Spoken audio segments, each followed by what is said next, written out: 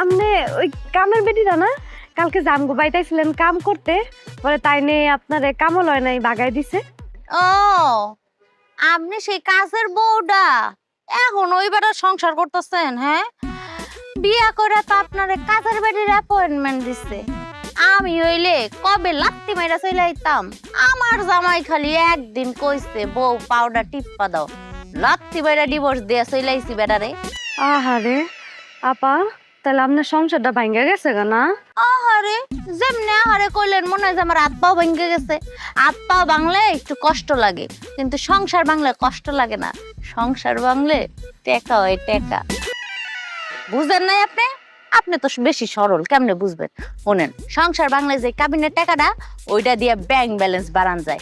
আপনার কোনো ধারণা আছে আমার কত টাকা? কেমনে থাকবো? আমার দেখেন কাবিনের টাকা ব্যাংকে এফডিআর কইরা রাখছি।